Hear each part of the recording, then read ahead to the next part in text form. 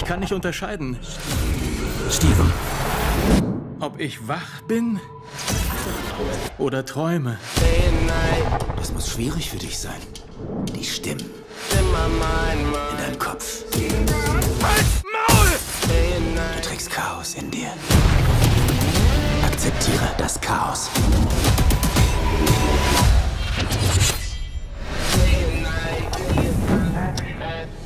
Hey, hello Megan, nice to meet you. This is Bianca from Spinatmädchen.com from Germany. Nice to meet you. So when I look at your last TV shows, there are some great productions, Mare of Easttown, Watchmen, and now Moon Knight. So many different topics, so many different styles. What's your approach here for every new production as a costume designer?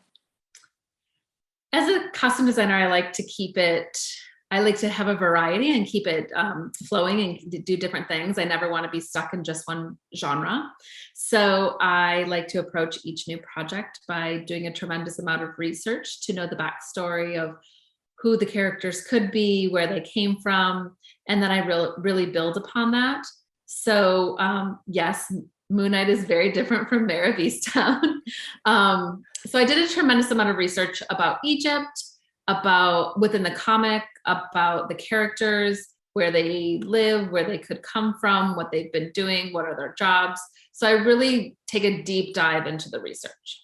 Okay, so with Moon Knight, we have a material based on a comic book in which, for example, the superhero suit is actually already depicted in detail. So where does the work begin for you in this case? Where do you have creative freedom, for example, to further develop the original comic template?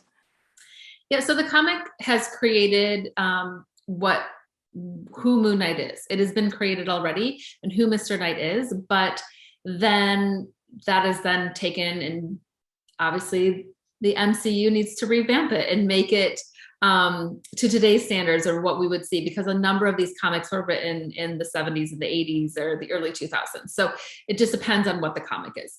So bringing a two-dimensional character to life, just because maybe in the comic the arm can bend a certain way, it can't necessarily bend that way in real life. So we have to factor in a number of things, including functionality, impact on screen, what can the actor move in it, can they act in it, can they breathe in it. So that was an exciting challenge, and I wanted to make sure that there was new life into the suit and that it was advancing as the show continues on. Yeah, and I really love the idea about the different approach of the suit, like a superhero suit costume, and Steven's idea of a suit that is more of a white and clean business suit that is completely far away from his original comic one. So how did this idea come? So working with the Marvel Biz Dev department, they have an in-house creation team that's been building on all of their shows and all of their characters. So when I come in, there's been kind of a template that is set, and then I wanted to make sure that there was a lot of texture and a lot of excitement within the suit. So what we did is we created pretty much made our own fabric to create the Moon Knight costume, in which we 3D printed the texture onto the fabric and then cut different pattern pieces into it to create it.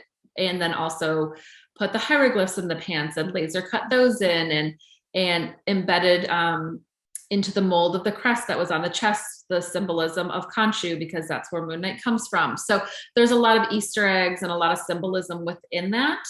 And then for the Mr. Knight costume, I was terrified of a solid white suit because a three-piece white suit can go so wrong. So I wanted to make sure that there was excitement within that. And I'm so proud of my entire team.